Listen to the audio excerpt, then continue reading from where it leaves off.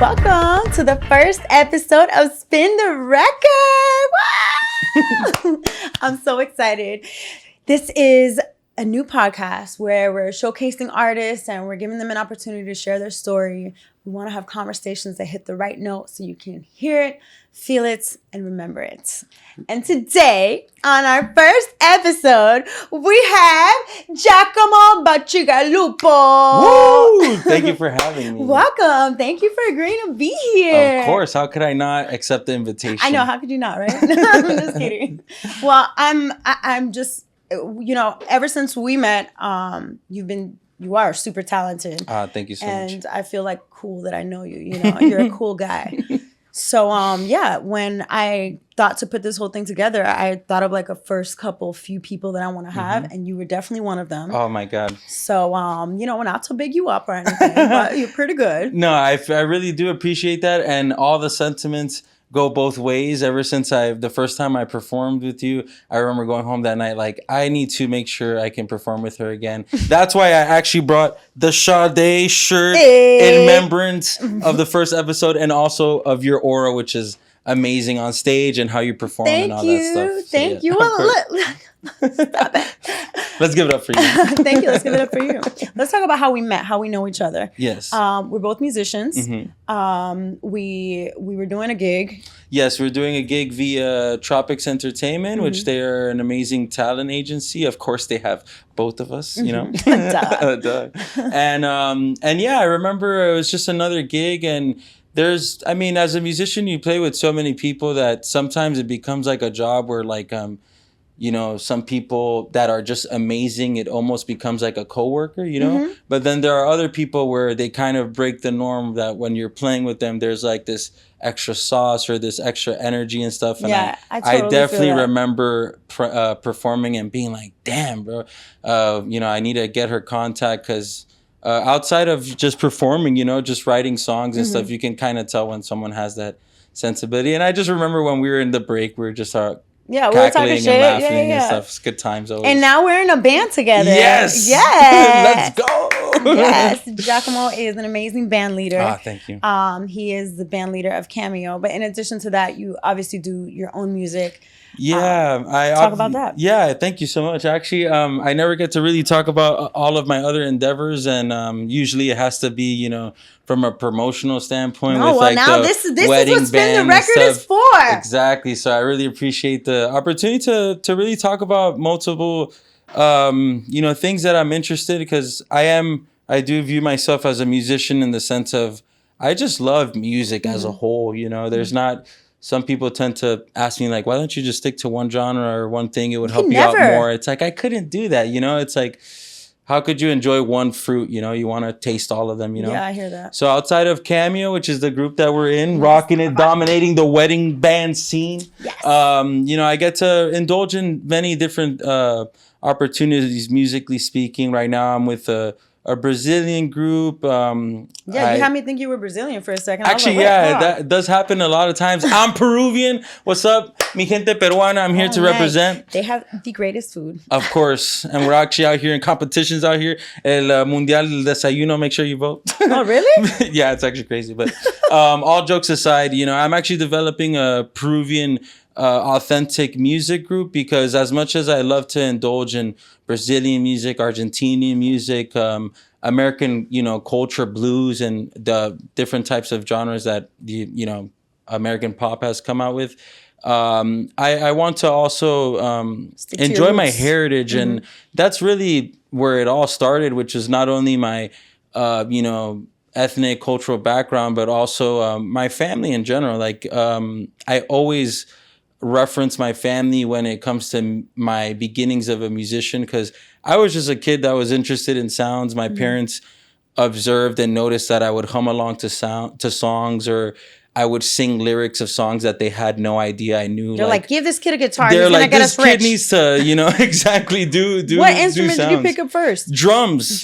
Which is crazy. I was just like making and just humming around, and then in middle school, I got with the flute because the percussion line was like set. Oh, that's cute. Yeah, I was doing the flute, and I remember my friend Jordan was like, "Yo, percussion line's full, bro." So I was like, "Damn, what am I gonna pick up?" and I'll just do the flute. I'll just do the flute. That's so random. It's super random. Do you still play the flute? I actually don't. Because when I you got don't like into to blow anymore, huh? No, I'm out of that business now. And yeah, in high school, I don't know what came over. I just wanted to indulge in different kind of interests, photography and stuff like that. And I do sometimes musically regret not continuing the flute, but it was just kind of these interests that I had until finally in high school, I really knew I wanted to play the guitar. So that was really the point where I was like, okay, I want to, really focus on this interest that before was just like me humming around and my parents getting me drum lessons because I had ADHD, so they had no idea if I wanted to run or actually play music, So your parents gave you the lessons? They were musicians, or they put you on they lessons? they bought lessons at Miami-Dade, and okay, cool. I actually remember years later when I took music classes, I walked into the room that I would do drum lessons when I was a kid, and I was like, what the hell? Full circle. So yeah, I always thank my parents not only for playing the best music to ever, grow up with. It wasn't just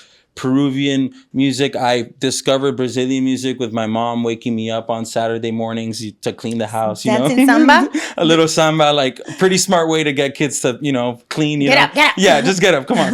And, but not only getting me interested in music, because my dad would play a lot of smooth jazz and stuff, but also the fact that they actually like invested in me to indulge in that interest. And when I was confused later, what I wanted to do, they told me like, why don't you just like go for music? Like find a college that can, help you develop those skills. And my parents just said like, if you're going to do something, just be the best at it. So it doesn't matter if you're like a janitor or like a musician or anything. Like direct quote from my mom, just be the best. No, you better clean that toilet, But that's a blessing, because a lot of times parents are against their kids doing like music, artistic and interests and stuff like that. Yeah, because they're like, no, go be a doctor, or go, have a real job. So that's cool that your parents recognize that talent in you and that they push you to do that. Yeah, and my brother is a lawyer, and my sister's a fundraiser, and she worked in Washington, D.C. So I think they saw maybe that I wasn't going to really go ahead and do it. They're like, just do the music, And but they always instilled, like, if you're going to do it the best that you can. Like, don't do it just like as a hobby. You might as well be a professional. And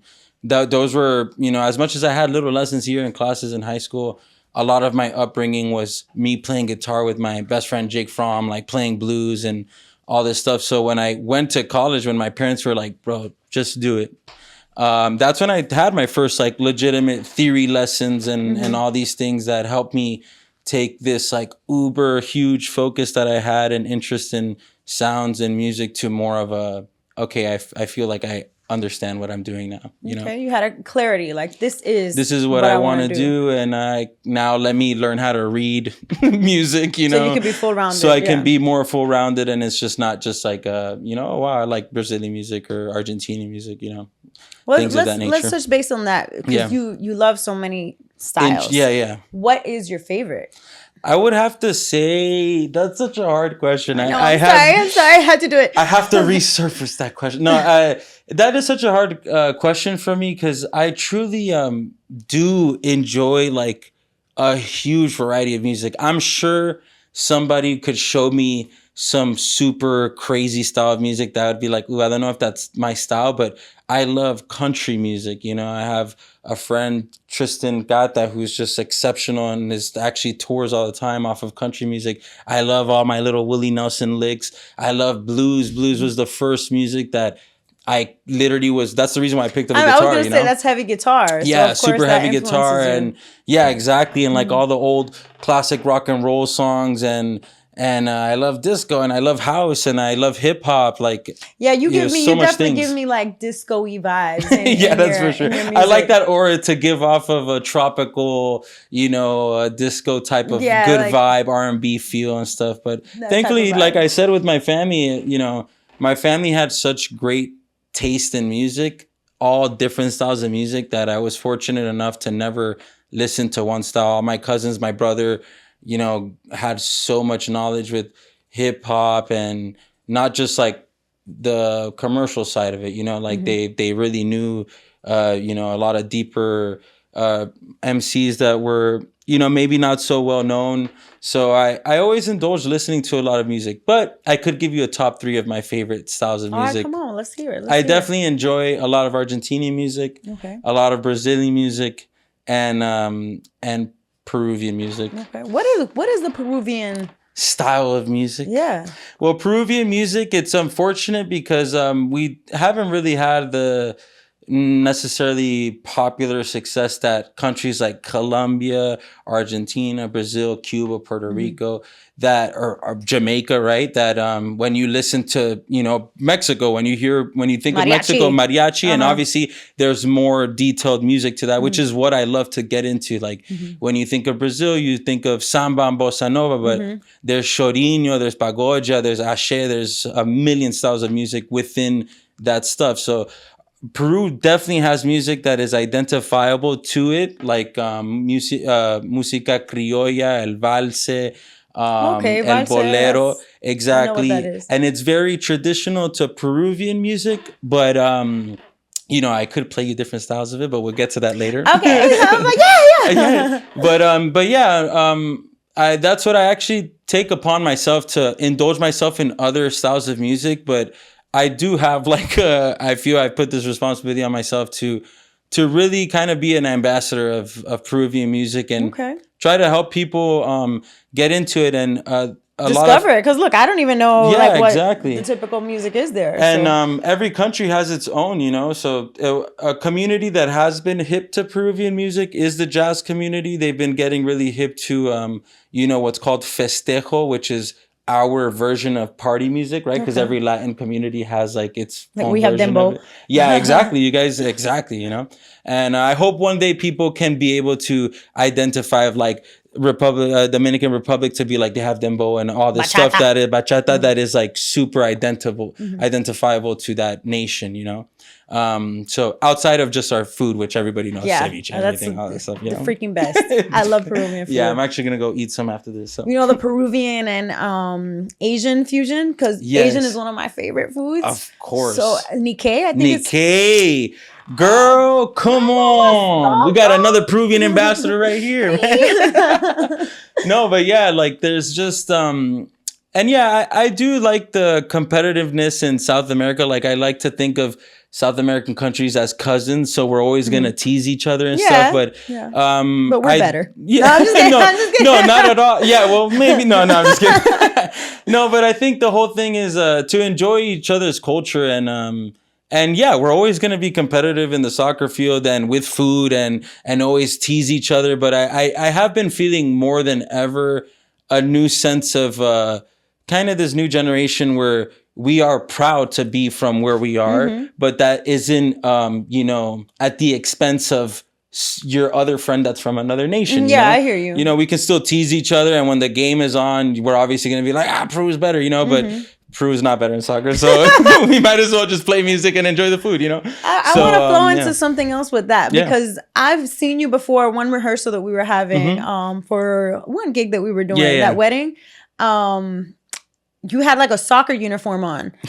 Are you a soccer coach? No, I actually grew up playing soccer, and funny enough, that was where I remember I mentioned earlier in this conversation where I was having a talk with my parents where I had a confusion of where I wanted to go with my career and stuff. It was because I grew up playing soccer. I had I think it was 3 to 4 scholarships for for big time. college. Okay. Yeah, and thankfully every single team I was ever in, I was in a team of exceptional soccer players. So since the beginning, I was like, I know I'm good, but this is not going to be a career for me. At best, I'll be able to get a scholarship for music. Unfortunately, those institutes that I did have a scholarship soccer wise to go to that school, didn't offer music. So at that point, I had to tell myself, I already knew. Yeah, exactly. I already knew that I was going to not play soccer anymore. And it was either go to that school and pick up a degree of something that I could make probably a lot of money off of, but I'm not going to want to do. Or I just go to MDC Sharks, baby. Okay. And yeah, it's a lot cheaper there anyway. So I wouldn't have to spend too much money to study my interest. And hopefully I get some form of scholarship, which I found some kind of vocational thing that helped me out. And And yeah, I've ended up meeting everybody, all of, my whole community of musicians, people that I still work with today. A lot of people that we've gotten in contact with through, Louis, all the Sebastian Guerrero, Sebastian Holmes, who they are exceptional musicians, Tristan Gata, Franco Gonzalez, Ian. Damn. A bunch Did they of pay friends. you? I'm sending the check out. No, just a lot of people that these people that I mentioned, Jake Fromm and all these people that I still work with today, that it's kind of interesting that, it just all started with us being in it's like the NBC. branches, and then it's all growing. Yeah, and we were all playing guitar and being competitive with each other. I didn't ever think that at one point I would be part of this kind of tradition and stuff like that. So I feel very grateful that I made that decision, and that my parents were like, just do it, because then I wouldn't have found you had that support community of people that I feel appreciate me, and sometimes you need that support. Yeah, definitely. And especially with music, because we can be a little hard on ourselves when we're in the creation process. So it's always good to have people around you that, you believe in yourself, and your art is your art, but sometimes you just like, you kind of need that. Yeah, that's good. Keep going, Of course, because I talk about this all the time, how like as a musician, or artists in general are sensitive individuals. That's kind of why we can pick up on things. Shit. You know what I'm saying? And being sensitive, I used to, growing up, my family would be like, oh, you're so sensitive. But thankfully, I had my mom who'd be like, it's good that you're sensitive, And thanks, Mom.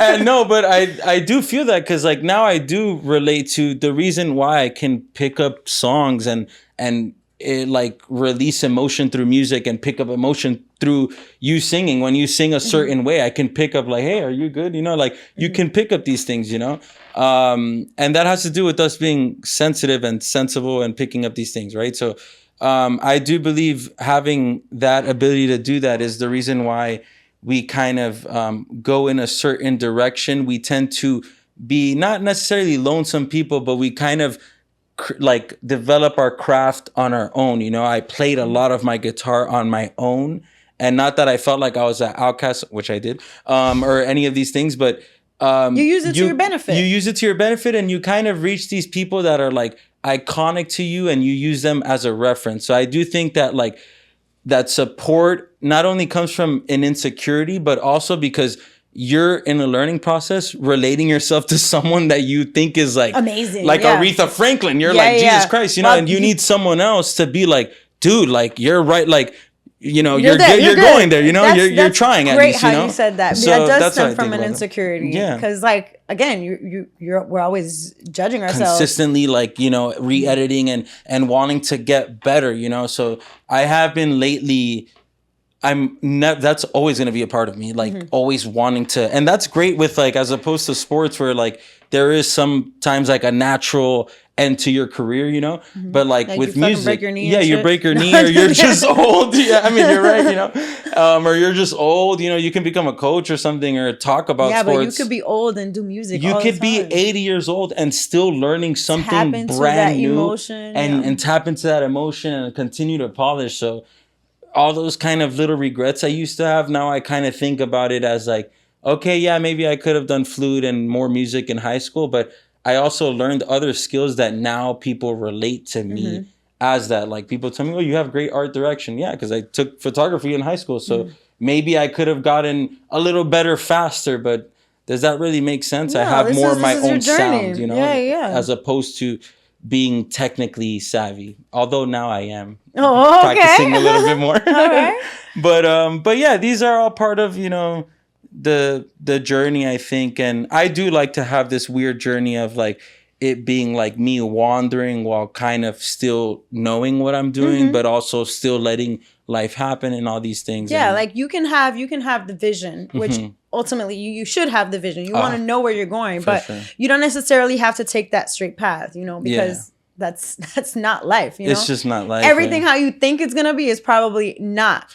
So saying that, it seems like you didn't expect things to turn out this way, but like, what do you think now of where you are to where you thought you were going to be? I do. Yeah, I actually do kind of reflect on that sometimes. And we always have like these.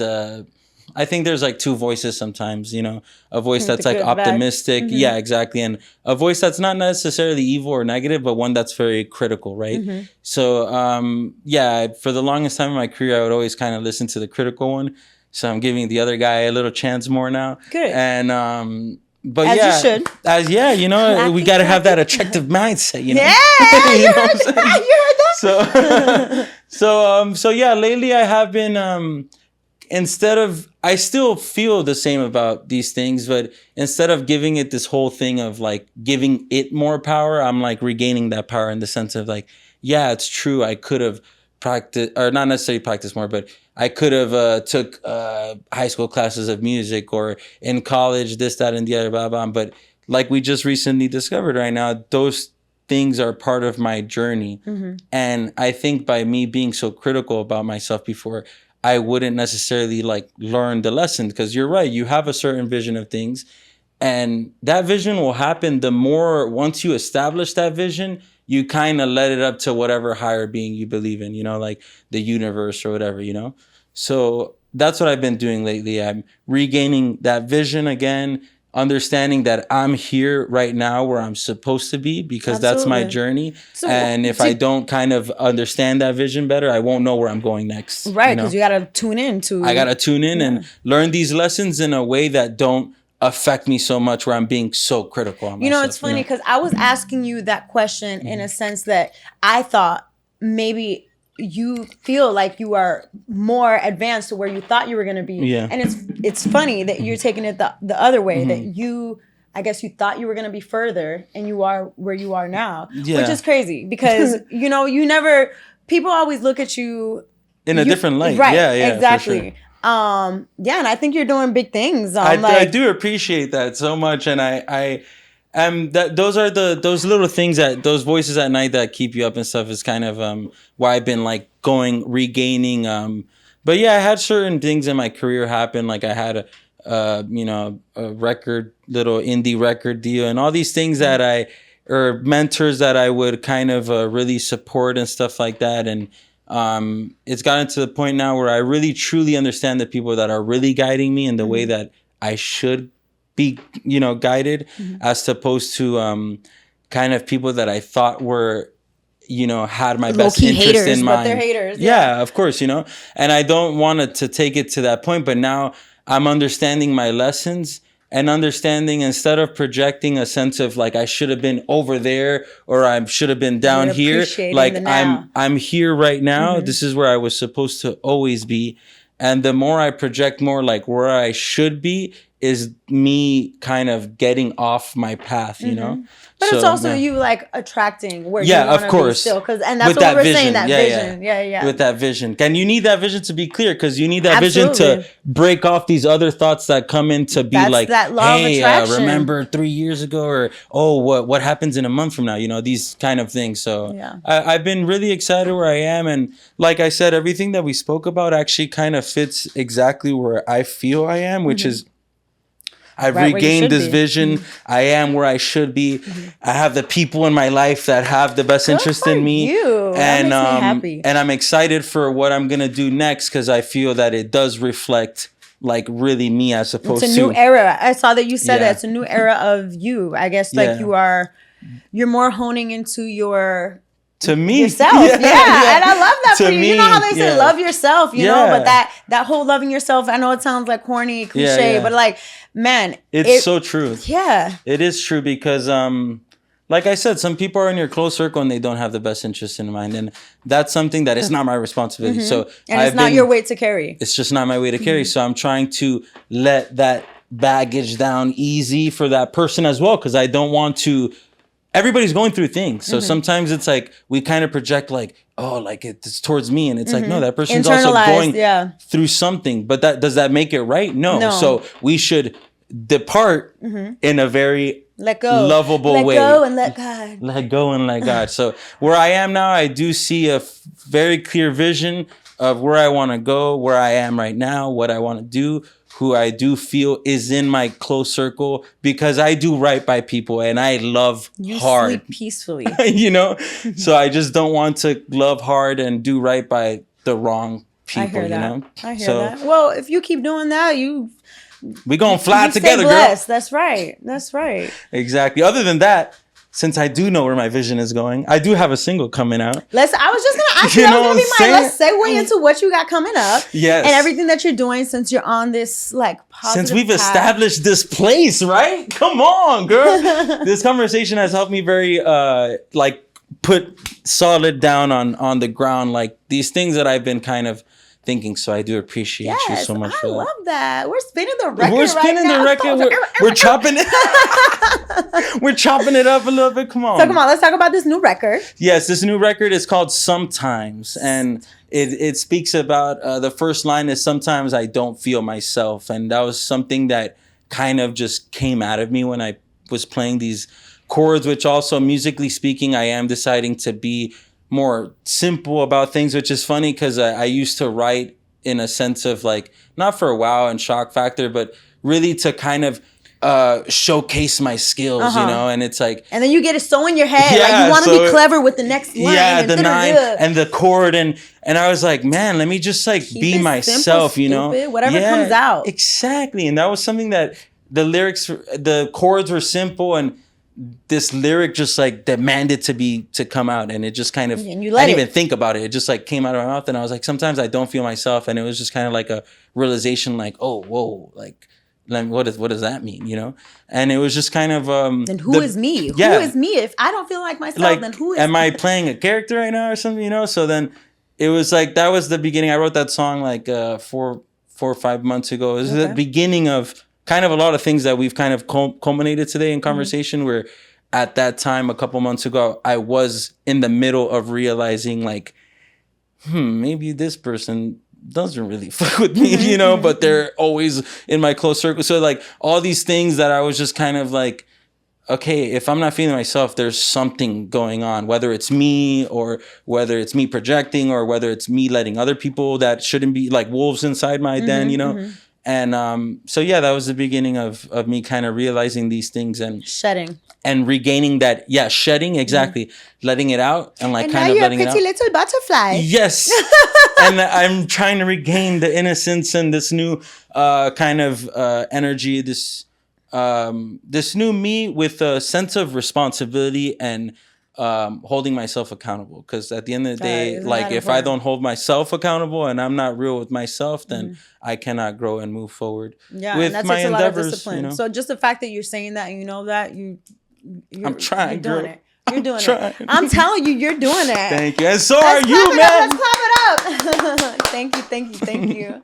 So now I want to get into the performance phase of our show. But before we do that, I want to ask you, like, with your music, what is, especially with this new era of music that you are stepping into, what is something that you want people to take away, to hear, feel, and remember? Yes, this is your first episode. This is crazy, man. You're killing it, girl. I'm just kidding. Thank you. No, I do think that we were speaking a lot about my history and all these things, so we didn't get to really get into other conversations with, if you need me to come back to episode 10 we can do that.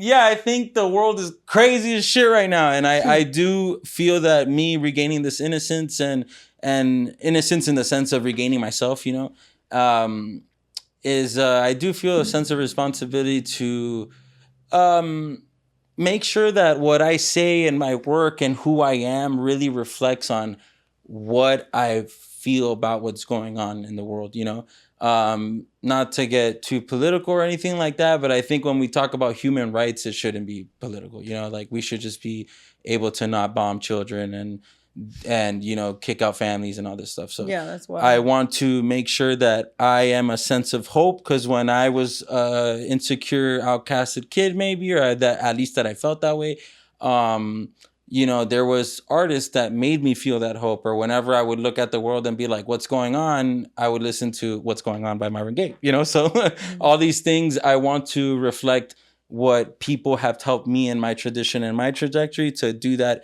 out in the world. And if that helps people think a little bit, not necessarily on who they should vote for, but what they feel about things, soothe their soul. then that's cool too. But if at least it soothes them in a way where they get to feel a little bit more hopeful or this, that, and the other, that's great. We can get to the thinking part later. But I love that. So you want to bring the peace that you feel.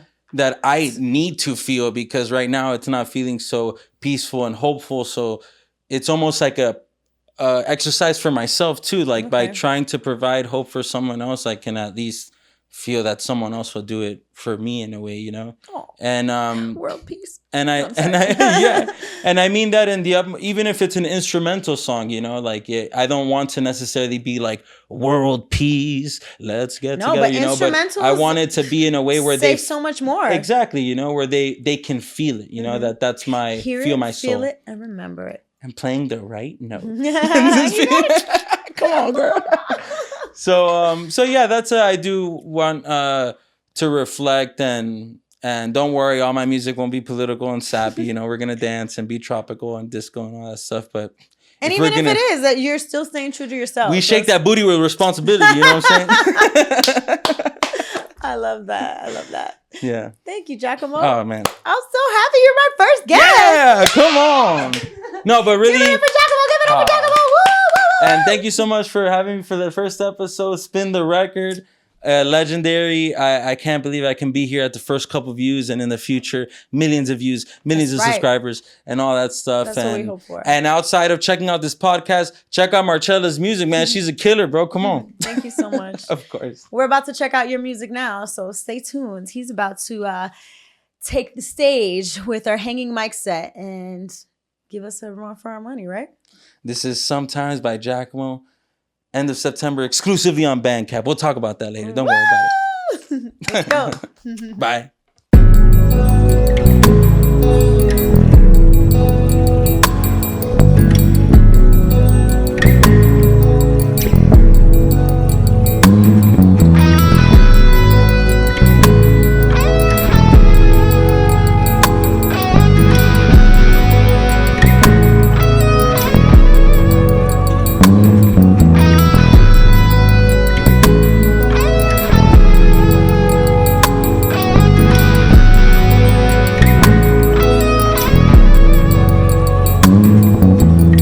Sometimes I don't feel myself. I don't have any tears left to let you know that I'm gonna let you down, 'cause I'm gonna let you go again. Yeah, I'm gonna let you down, 'cause I'm gonna let you go again. I don't wanna take it there. We can fly away, yeah. And I don't wanna take it there. We can fly away, yeah.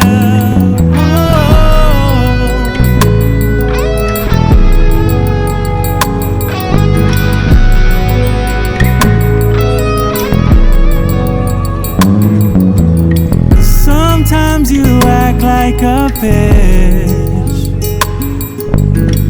You know that I can't resist to let you know that I'm gonna let you down, 'cause I'm gonna let you go again. I'm gonna let you down, 'cause I'm gonna let you go again. I don't wanna take it there. We can fly away, yeah. And I don't wanna take it there. We can fly away, yeah.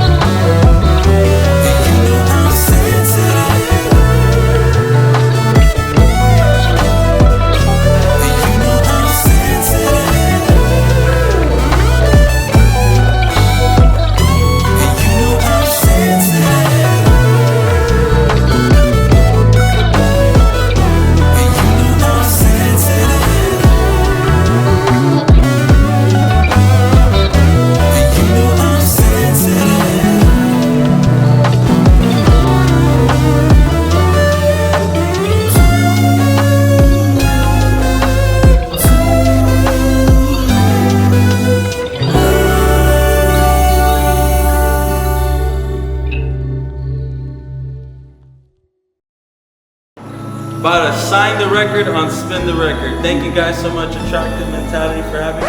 Hold on. Let's do that over. No? I'm Giacomo here, about to sign the record at Spin the Record on Attractive Mindset. You guys are the best. Thank you for having me. Cuts too deep when you say it at night. Now I can see. Woo!